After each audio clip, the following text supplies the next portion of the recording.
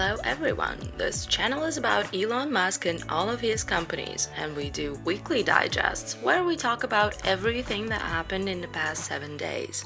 Let's go with Tesla. With a new software update, Tesla was able to increase the range of the long-range Model 3 by 15 miles. This also applies to cars that have already been delivered to customers. Some people think that the new range has always been available for the rear-wheel drive Model 3, but Tesla played around with advertised range and now decided to advertise a higher range. What do you think? Let us know in the comments below. Tesla discontinues Model 3 mid-range battery pack. After the 35K Model 3 came out, this version is no longer necessary. The only options available now are Standard, Standard Plus, Long Range and Performance.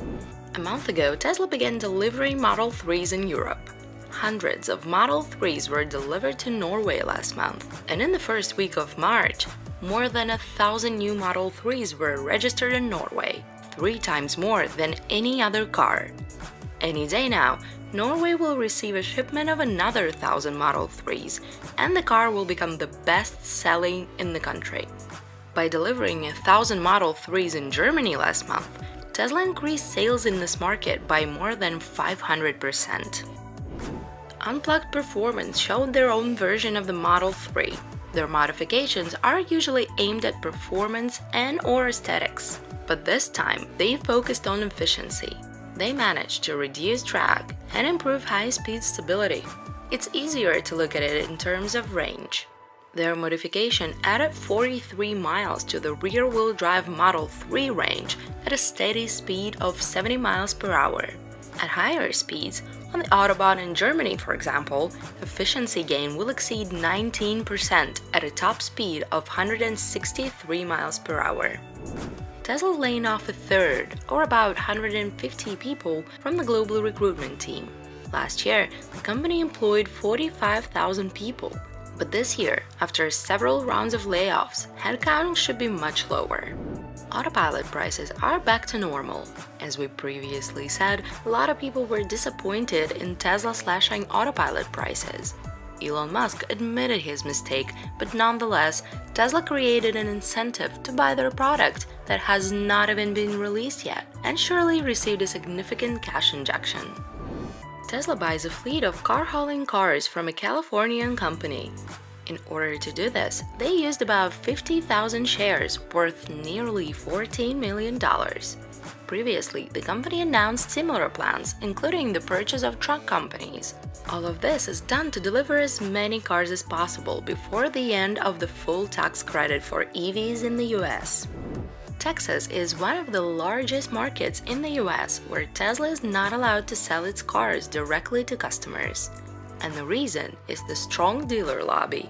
A Texas senator introduced a bill in an attempt to not only prevent the company from selling its own cars, but also to take away their ability to service their cars.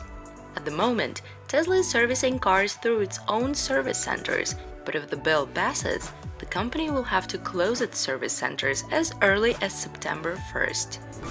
Rumor has it, Tesla is in talks with CATL. Presumably, they will be able to produce batteries for the Chinese Gigafactory. They will have to start producing cylindrical batteries that Tesla uses though. There is no guarantee that the companies will come to an agreement, and Tesla is probably discussing the possibility of working together with several battery suppliers. Musk's lawyers submitted a 33-page document to the court in response to the SEC's demands to hold Elon in contempt.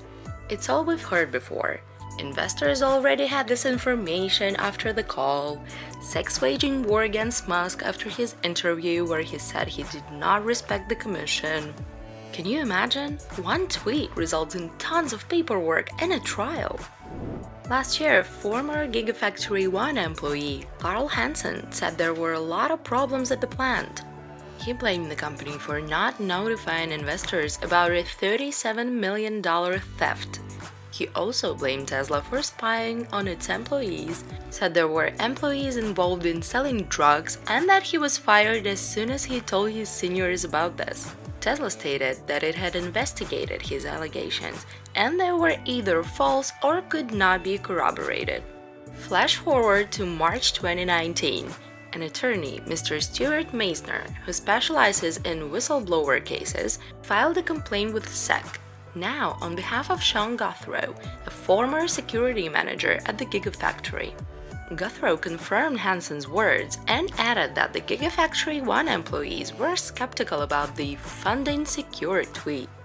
All of this looks weird, especially considering that Sean Guthrow is very active on Twitter and mainly interacts with the Tesla short community. Moreover, if we're really talking about large-scale theft and the sale of drugs, this should rather be handled by the DEA, the FBI, or the local police, but the complaint was filed with the SEC. It seems like these people are not so much looking for justice, rather they want to get money if they manage to prove their tip is true. But let's talk about something more pleasant. Tesla Semi went on sale. The truth is, it's only a die-cast version for $250. But Tesla says that it used the same CAT data to create this model as it does to create a full-size truck. Tesla enthusiasts are trying to understand what part of the pickup was shown in a teaser during the Model Y presentation. Which one do you think it is? Boring Company. Las Vegas's Convention and Visitors Authority has recommended selecting the Boring Company to build and operate a people mover at Las Vegas's Convention Center. We've talked about it, remember? Steve Davis, president of the Boring Company, said this system could be ready in a year. And Musk said that presumably the tunnel will be ready for operation by the end of the year. Of course, this is just Musk time, but there's no reason not to trust Steve Davis, even if this is a rather ambitious deadline. Anyway, most likely this tunnel will be the first commercial project for the Boring Company that'll see the light of day. Neuralink. Elon answered a question about Neuralink on Twitter. Check this out. We're very impatiently waiting for more news on Neuralink, especially since when Musk went on a Joe Rogan podcast, he promised we'll know something by the end of 2018. We're still waiting, Elon. SpaceX. After several tests, the Raptor engine was damaged, which was kinda intentional since it allowed the company to test its limits. Musk said that the Raptor engine is very complex, mainly due to throttling down to 50%. The second Raptor was successfully tested. It was brought to Boca Chica and installed in the Starhopper. As we've already said, it is supposed to have 3 engines. SpaceX has already assembled the bottom part of the Starhopper with all the tanks in pipelines. But per Musk's tweet, a new nose cone will not be used to replace the broken one. Elon said, "Don't need it. What you see being built is the orbital Starship vehicle." A heat shield on the windward side of the ship will consist of hexagonal tiles. It successfully passed the test. White hot parts reached orbital entry temperature of around 1650 Kelvin. Musk showed this video on Twitter. Transpiration cooling will be used wherever there is an erosion of the heat shield, meaning after testing, cooling will be added to where the metal was destroyed upon atmospheric entry. Super heavy steel does not require additional surface cooling. The first short hops with 1 engine will be conducted very soon, and then suborbital flights with 3 engines. Starship and Super Heavy will fly from both Boca Chica and Cape Canaveral. SpaceX is working on approval. Starship and Super Heavy will also be built in both locations. That's all for now. Hope you enjoyed this video, and don't forget to watch Model Y presentation and let us know if you liked it in the comments below. Thanks for watching, and we'll see you next week.